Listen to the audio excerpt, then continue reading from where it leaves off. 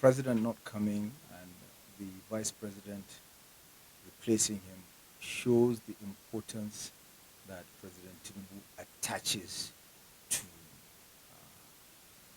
issues relating to our domestic situation and that befall Nigerians. He's shown concern, he's shown leadership. As you're aware, we had these two major incidents that were unfortunate setbacks. But we have to also bear in mind that these occurrences are not necessarily our own doing or our own failure. We are part of a region that has been beset by conflict, by violence, related directly to the collapse of governance in Libya some years back, if you remember, after the fall of the Gaddafi regime, as well as the policies that were implemented by uh, some countries outside of the region, previous regimes in those countries, in developed countries, that had a deleterious impact on the Sahel region. This is what we're contending with. So President Tinubu did not come. It is routine when the president does not attend. It's normal for the vice president to lead the delegation. The vice president, Kashim Shettima, has led the delegation. He has led it very well. And I'm happy to inform you that we met all our objectives in this outing. It's important to put everything into context. The G20 was created out of the Asian financial crisis. And then after the global financial crisis of 2008, the Leadership Summit, which is what we have come to attend here, was introduced. And it's essentially a realization by the G7, the more developed countries in the world, that they would not be able to contend with global financial crises on their own. So they needed to draw in what you would call medium sized economies or medium powers. So it was expanded. Unfortunately, at the time, Nigeria was not invited, but you can see now we've become a regular invitee, even though we're not a member of G20. We're reckoned with because of the size of our economy, because of the reforms we're implementing. And at the moment, the world once again is facing a debt crisis. And on the African continent, you can even describe it as a debt and development crisis. So the reason why you kept hearing this talk about the debt crisis is for the countries, the leading economies of the world, to come together to find a way to resolve this recurring debt crisis, which leads to a development crisis. So there's so many instruments at their disposal. There are special drawing rights in the at the International Monetary Fund, for instance. There are things to do with risk because many development experts and uh, development finance institutions are beginning to describe what they call the risk prejudice. You can see that uh, a lot of countries on the African continent are rated high when it comes to risk, and the um, the the template that is applied, the indices that is applied, often tends not to be a fair one.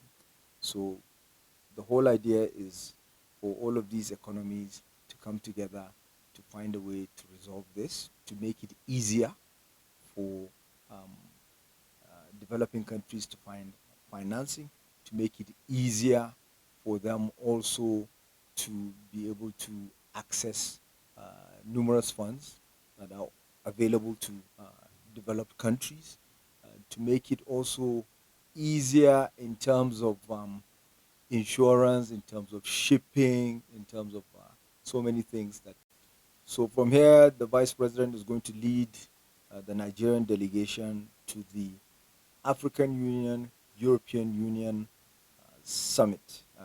It's an engagement that is following the ministerial engagement that we had in May in Brussels. So we have this meeting now of the leaders, and as you're aware, Nigeria, the EU is Nigeria's largest trading partner as a bloc collectively in the 27 countries of the European Union. So the issue of negotiating terms of trade and the fact that a lot of uh, financing also comes out of Europe, and Europe, the EU has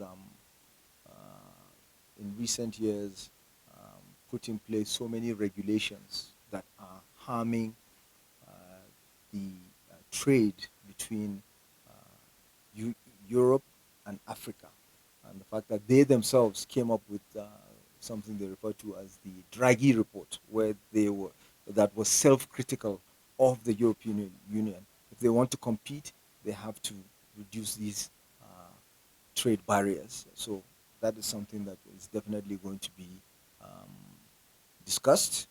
Nigeria also is one country that held back on signing the economic partnership agreement with the European Union because we felt it would be harmful, it would be deleterious to our economy. Because if we're not careful, you know, we're Africa's largest market. If we're not careful, we can easily become a dumping ground for African good for European goods, and that would be harmful to our local manufacturers, and it would stop us from being able to develop as well. You develop when you're able to manufacture, when you're able to export finished goods, as opposed to relegating yourself to being an exporter of raw materials and agricultural commodities.